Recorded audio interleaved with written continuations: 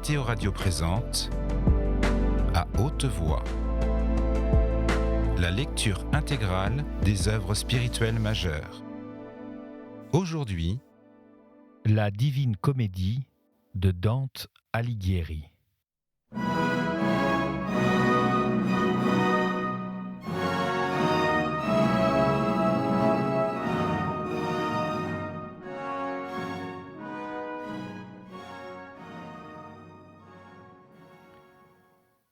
Chant 7e. Après avoir 3 et 4 fois réitéré l'accueil honorable et joyeux, Sordello se recula et dit « Vous, qui êtes-vous » Avant que vers ce mont se tournassent les âmes dignes de monter vers Dieu, Octave ensevelit mes os. Je suis Virgile, et pour nul autre crime je ne perdis le ciel que pour n'avoir pas eu la foi. Ainsi répondit mon guide. Tel que celui qui subitement voit devant soi une chose dont il s'étonne, qui croit et non, disant « ce l'est, ce ne l'est pas », tel parut celui-ci. Puis, baissant les yeux, humblement, il retourna vers lui et l'embrassa là où se prend l'enfant.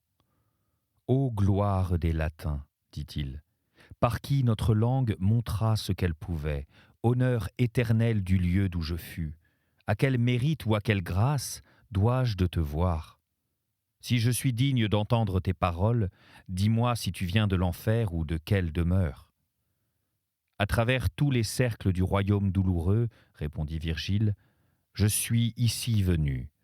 Une vertu du ciel me mue et avec elle je vais. Non pour ce que j'ai fait, mais pour ce que je n'ai pas fait. Je suis privé de voir le haut soleil que tu désires et qui trop tard de moi fut connu. Là, en bas, est un lieu qu'attristent non les tourments, mais les ténèbres seules, où les lamentations ne résonnent point comme des hurlements, mais sont des soupirs. Là je suis avec les petits innocents, que de ses dents mordit la mort, avant qu'ils fussent délivrés de la faute humaine. Là je suis avec ceux qui ne se revêtirent point des 3 saintes vertus, et qui, exemptes de vices, connurent les autres et les pratiquèrent toutes. Mais si tu le sais et le peux, indique-nous par où nous pourrons le plus tôt venir là où commence vraiment le purgatoire. Il répondit « Nul lieu particulier ne nous est assigné. Il m'est permis d'aller là-haut et alentour, aussi loin que je le pourrais, je serai ton guide. Mais vois déjà comme le jour décline, et monter de nuit ne se peut. Ainsi, il est bon de penser à un gîte commode. À droite sont des âmes là retirées. Si tu y consens, je te conduirai vers elles, et non sans plaisir les connaîtras-tu. » Comment cela, fut-il répondu. Empêcherait-on celui qui voudrait monter de nuit, ou ne le pourrait-il ? Le bon Sordello traça du doigt une ligne à terre, disant « Vois seulement cette ligne. Tu ne la franchiras pas après le départ du soleil. Non qu'autre chose t'empêcha de monter que les ténèbres de la nuit, avec la puissance, elles ôtent le vouloir. Elles permettraient cependant de redescendre et de parcourir la côte en errant çà et là pendant que l'horizon est fermé un jour. Alors mon Seigneur, comme étonné, « Conduis-nous donc, dit-il, là où tu dis qu'avec plaisir on peut séjourner. » Peu loin de là nous étions, quand je m'aperçus que le mont était creusé comme sont ici creusés les vallons. Nous irons, dit l'ombre, là où la côte forme un renfoncement, et nous y attendrons le jour nouveau. Entre la montée et le terrain, uni était un sentier tortueux qui nous conduisit au flanc du vallon, là où plus d'à moitié le limbe meurt. L'or et l'argent fin, et la pourpre et la céruse, le bois d'Inde poli et brillant, la fraîche émeraude alors qu'elle se brise, près de l'herbe et des fleurs de cette enceinte, seraient vaincus d'éclat, comme par une chose plus grande et vaincue une moindre. La nature ici n'avait pas seulement peint, mais 1000 odeurs suaves y formaient un parfum vague et inconnu. Je vis des âmes que, d'en dehors de la vallée, on ne découvrait pas, assises sur la verdure et sur les fleurs, chantant Salve Regina. Avant que se cache le peu de soleil qui reste, commença le Mantuan qui nous avait conduits, ne désirez-vous pas que je vous guide parmi ceux-là ? De ce tertre discernez-vous mieux la contenance et le visage de tous ceux qui, en bas, dans le vallon sont rassemblés? Celui qui est assis le plus haut et paraît avoir négligé ce qu'il devait faire, et dont la bouche est muette au chant des pauvres, fut l'empereur Rodolphe, lequel pouvait guérir les plaies qui ont tué l'Italie, tellement que tard par d'autres sera-t-elle ranimée. Celui qui du regard le conforte régit la terre d'où sortent les eaux que la Moldau jette dans l'Elbe, et l'Elbe les porte à la mer. Ottokar fut son nom, et dans les langues il valut mieux de beaucoup que Barbu son fils, Venceslas qui s'engraisse dans la luxure et l'oisiveté. Et Senécourt, en conseil étroit avec celui d'aspect si doux, mourut en fuyant et déflorant le lys. Regarde comme il se frappe la poitrine, et vois l'autre qui, en soupirant, a fait de sa main une couche à sa joue. Père et beau-père, ils sont du mal de la France. Ils connaissent leur vie corrompue et souillée, et de là vient la douleur qui les point. Celui qui paraît si robuste de membres et qui, en chantant, s'accorde avec l'autre au nez mâle, fut saint de toute valeur, et si roi après lui fût demeuré l'adolescent assis derrière lui, la valeur se serait transmise de vase en vase, ce qui ne peut se dire des autres héritiers. Jacques et Frédéric possèdent les royaumes, aucun de l'héritage n'a la meilleure part. Rarement se reproduit dans les rameaux l'humaine vertu, et ainsi le veut celui qui la donne, afin qu'à lui on l'a au grand nez, aussi bien qu'à Pierre qui avec lui chante s'applique mes paroles. De lui déjà se plaignent la Pouille et la Provence. La plante née de sa semence est autant inférieure à lui que plus que Béatrice et Marguerite de son époux se glorifient Constance. Voyez le roi de la vie simple, Henri d'Angleterre, assis là, seul, celui-ci a dans ses rameaux une meilleure issue. L'autre qui, plus bas entre ceux-là, gît à terre, regardant en haut, est Guillaume le Marquis, pour qui Alexandrie et sa guerre font pleurer Montferrat et le Canavese.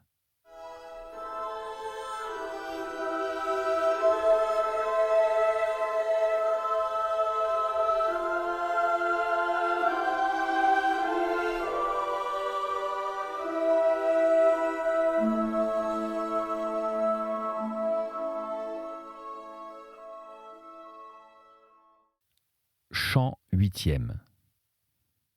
Il était déjà l'heure qui, des navigants, attendrit le cœur et tourne le désir vers le jour où ils dirent à leurs doux amis adieu, et qui d'amour aiguillonne le voyageur nouveau, si dans le lointain il entend la cloche qui semble pleurer le jour mourant, lorsque je commençais à tendre vainement l'ouïe, et je vis une âme qui, debout, de la main demandait qu'on l'écoutât.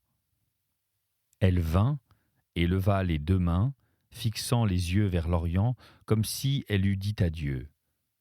De toi seul j'ai souci. Te lucis ante. Si dévotement proféra sa bouche, et avec une si douce mélodie que j'en fus hors de moi. Et d'autres ensuite, avec la même douceur et la même dévotion, la suivirent durant l'hymne entière, les yeux élevés vers les sphères célestes. Ici, lecteur, arrête bien ta vue sur le vrai. Si mince est le voile, qu'aisé certes est-il de pénétrer au-dedans. Je vis cette noble troupe, silencieuse, regarder en haut, comme en attente pâle et humble, et d'en haut je vis sortir et descendre deux anges, avec deux épées de feu, tronquées et sans pointe. Comme des feuilles tendres qui viennent de naître, verts étaient leurs vêtements, qui, frappés par des vertes pennes, derrière eux se déroulaient et flottaient au vent. L'un vint se poser un peu au-dessus de nous, et l'autre descendit sur le bord opposé, de sorte qu'entre eux étaient les ombres. On distinguait bien leurs têtes blondes, mais les faces éblouissaient l'œil comme le trouble un trop vif éclat. Tous deux, dit Sordello, viennent du sein de Marie, pour garder la vallée, à cause du serpent qui bientôt va venir. Sur quoi, moi qui ne savais par quel sentier, je regardais autour, et tout glacé me serrais contre le guide fidèle. Et Sordello reprit, « Descendons maintenant parmi les grandes ombres, et nous leur parlerons. Très agréable il leur sera de vous voir. » Lorsque j'eus descendu 3 pas seulement, je crois je fus en bas, et j'en vis un qui me regardait comme cherchant à me reconnaître. C'était le temps où l'air déjà s'obscurcissait, mais non tant qu'il ne me laissa voir ce qu'il me cachait auparavant. Vers moi il s'avança, et je m'avançai vers lui. Noble juge Nino, quelle joie ce me fut quand je vis que point tu n'étais parmi les criminels. Nul salut honorable entre nous ne fut omis, puis il me dit « Depuis combien de temps es-tu venu au pied du mont par les lointaines eaux ?» Oh, lui dis-je, à travers les lieux tristes ce matin je suis venu, et je suis dans la première vie, encore que l'autre ainsi allant j'acquiert. À peine ma réponse fut-elle oui, que Sordello et lui se murent en arrière comme celui qui subitement se trouble. L'un vers Virgile et l'autre vers une ombre assise là se tourna, criant « Debout, Conrad, viens voir ce que Dieu par sa grâce a voulu. » Puis vers moi se tournant, « Par cette gratitude singulière que tu dois à celui qui tellement cache son motif premier, qu'on ne le saurait atteindre, quand tu seras de l'autre côté des larges ondes, dis à ma Giovanna qu'elle prie pour moi là où aux innocents on répond. Que plus ne m'aime ma mère depuis qu'elle a quitté le blanc bandeau qu'elle devra, malheureuse, désirer encore. Par elle, on comprend aisément combien peu dans la femme dure le feu d'amour si l'œil ou le tact souvent ne le rallume. Ne lui fera-t-elle si belle sépulture, la vipère en chant des Milanais, que la lui aurait faite le coq de Galura ? Ainsi, disait-il, portant sur son visage l'empreinte de cette pure flamme qui dans le cœur brûle avec mesure. Mes yeux avides parcouraient le ciel, là où plus lentes sont les étoiles, comme une roue plus près de l'axe. Et le guide, « Mon fils, que regardes-tu là-haut » Et moi, à lui, « Ces trois flambeaux par lesquels le pôle est tout en feu. » Et lui à moi, « Les 4 brillantes étoiles que tu voyais ce matin sont là en bas, et où elles étaient, celles-ci ont monté. » Comme il parlait, Sordello à soi le tira, disant « Voilà notre adversaire. » Et il leva le doigt pour diriger son regard. Du côté où n'a point de rempart la petite vallée était une couleuvre, celle peut-être qui offrit à Ève la nourriture amère. Entre l'herbe et les fleurs venait le méchant reptile, ramenant de temps à autre la tête sur le dos comme une bête qui se lisse. Je ne vis point, et partant ne puis dire comment se murent les autours célestes. Mais bien vis-je l'un et l'autre en mouvement. Oyant les ertevelles fendre l'air, le serpent prit la fuite, et d'un vol égal, en haut à leur poste, les anges revinrent. Ne cessa point de me regarder. Que la lampe qui te conduit en haut trouve en ton libre arbitre autant de cire qu'il en ait besoin, pour que tu parviennes jusqu'au sommet du céleste émail, commença-t-elle. Si de Valdim-Magra ou des lieux voisins tu sais quelque nouvelle vraie, dis-la-moi, car jadis là je fus grand. On m'appelait Conrad Malaspina. Je ne suis pas l'ancien, mais de lui je descendais. J'eus pour les miens l'amour qui s'épure ici. Oh, lui dis-je, dans votre pays je n'allais jamais, mais de qui en Europe n'est-il point connu ? La renommée qui célèbre votre maison apportait le nom des seigneurs et le nom de la contrée à ceux mêmes qui n'y furent jamais. Et par le désir que j'aille d'aller là-haut, je vous jure qu'en votre race honorée se perpétue le lustre de la bourse et de l'épée. De coutume et de nature tellement est-elle privilégiée que lorsque le monde vers le mal tourne la tête, seule elle va droit et méprise le mauvais chemin. Et lui ? Le soleil ne se couchera pas 7 fois dans le lit, que de ses 4 pieds le bélier couvre et enserre, quand ton chef, cette courtoise opinion ne soit clouée avec un plus fort clou que les discours d'autrui, s'il ne s'arrête point le cours du jugement.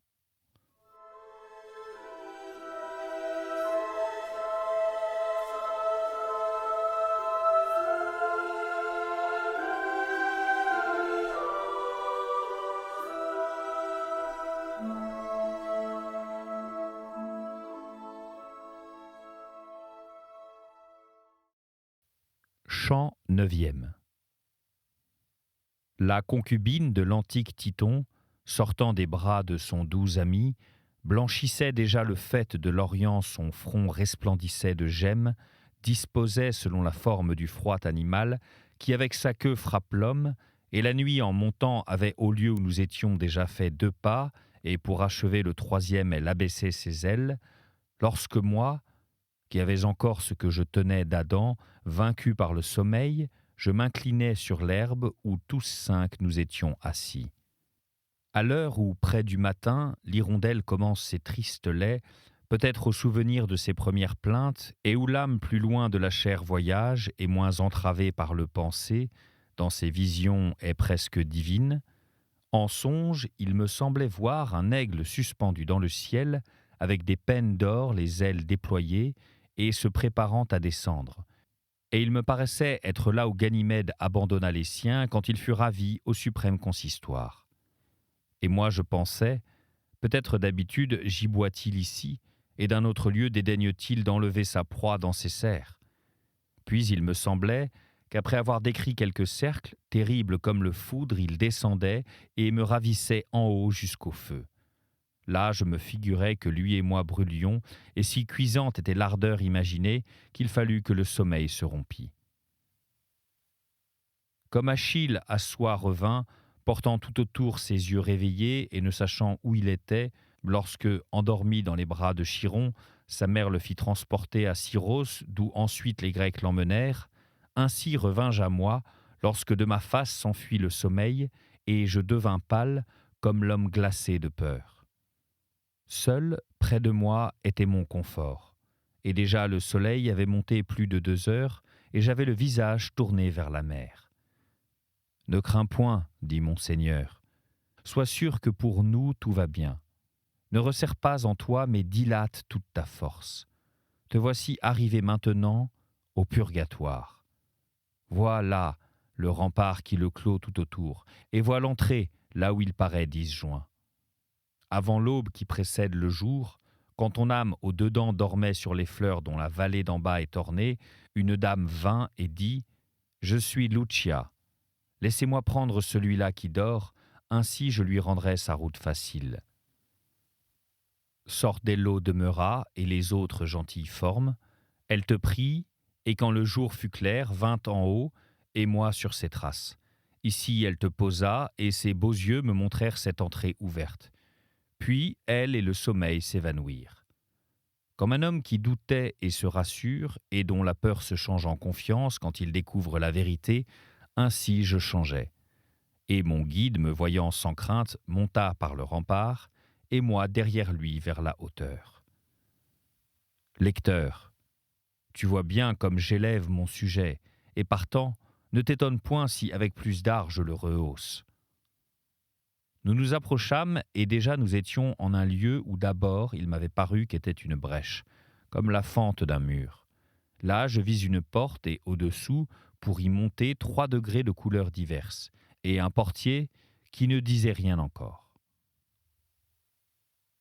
À mesure que l'œil davantage j'ouvris, je le vis assis sur le plus haut degré avec un tel visage que je ne le pouvais supporter. Il avait à la main une épée nue qui tellement réfléchissait vers nous les rayons qu'en vain souvent j'y dirigeais mes regards. « D'où vous êtes ? Dites, que voulez-vous » commença-t-il. « Où est l'escorte ? Prenez garde que mon thé ne vous nuise. » Une dame du ciel qui de ces choses a l'expérience, lui répondit mon maître, tout à l'heure nous a dit « Allez, là est la porte. » Et qu'elle continue de guider vos pas vers le bien, reprit le portier courtois. Venez donc à nos degrés. Là nous vînmes. La première marche était de marbre blanc, si poli et si lisse, que je m'y voyais comme en un miroir. La seconde, plus noire que pourpre, était d'une pierre raboteuse et grillée, brisée en long et en travers. La troisième, qui au-dessus se durcit, me paraissait de porphyre aussi rouge que du sang qui jaillit de la veine. Sur celle-ci tenait les 2 pieds l'ange de Dieu, assis sur le seuil, qui me semblait de diamant. Par les 3 degrés, mon guide, que volontiers je suivais, en haut me tira, disant « Demande humblement qu'il ouvre la serrure. » Dévotement, à ses pieds je me jetai, par miséricorde je demandais qu'il m'ouvrît. Mais auparavant, 3 fois je me frappais la poitrine. 7 P sur mon front il traça avec la pointe de l'épée. Et, quand tu seras au-dedans, aie soin de laver ses plaies, dit-il. La cendre ou la terre sèche qu'en creusant on retire serait de même couleur que son vêtement. De dessous, il tira 2 clés. L'une était d'or et l'autre d'argent. La blanche d'abord, ensuite la jaune, il approcha de la porte de manière que je fus content. Lorsqu'une de ces clés s'embarrasse et ne tourne point dans la gâche, nous dit-il, ce sentier ne s'ouvre point. L'une est plus précieuse, mais l'autre exige beaucoup d'art et d'industrie pour ouvrir, parce que c'est elle qui délie le nœud. De pierre, je les tiens. Et il me dit d'errer plutôt en ouvrant la porte qu'en la tenant fermée, pourvu qu'à mes pieds on se prosterna.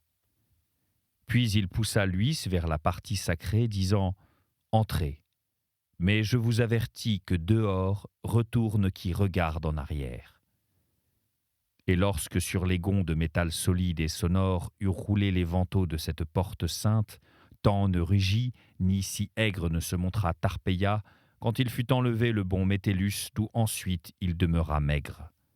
Attentif au premier tonnerre, il me semblait ouïr Te Deum Laudamus, chanté par des voix mêlées aux doux sons. Ce que j'entendais, tout à fait ressemblait à ce qui advient lorsqu'on chante avec l'orgue, tantôt oui, tantôt non, l'on distingue les paroles.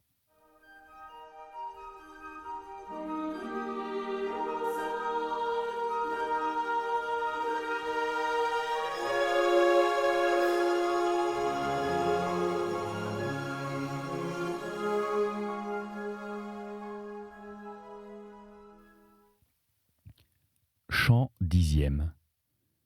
Lorsque nous eûmes passé le seuil de la porte, dont le mauvais amour ferme aux âmes l'accès, parce que droite il fait paraître la voie tortueuse, au son je m'aperçus qu'elle se refermait. Et si j'avais eu les yeux tournés vers elle, quelle eût été de cette faute la suffisante excuse?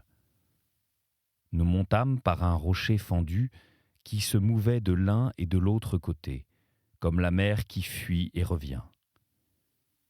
Ici, commença le guide, il faut user de quelque art, en te rapprochant, hors d'ici, hors de là, du côté qui s'éloigne. Ceci rendit nos pas si rares que la lune en décourt rejoignit le lit où elle se couche, avant que nous fussions hors de ce chaos. Mais quand nous fûmes libres et au large, là où le mont se resserre, moi fatigué et tous deux incertains de notre route, nous nous arrêtâmes sur un terrain plan, plus solitaire que les sentiers à travers les déserts. De ces bords qui confinent au vide, au pied de la haute rive qui monte, un corps humain mesurait en 3 fois la distance. Et aussi loin qu'à gauche et à droite le regard pouvait voler, telle me paraissait cette corniche. En haut, nos pieds ne s'étaient pas encore mus quand je reconnus que cette rampe, qu'on ne pouvait appeler une montée, était de marbre blanc et ornée de sculptures telles qu'à mépris là serait non seulement Polyclète, mais la nature même. L'ange qui vint sur la terre, apportant le décret de la paix durant tant d'années implorées avec larmes, et qui ouvrit le ciel si longtemps fermé, était là devant nous si vrai, le ciseau si bien avait reproduit sa douce contenance, que point il ne semblait une image qui se tait. On eût juré qu'il disait Ave, là étant représentée celle qui tourna la clé pour ouvrir au suprême amour.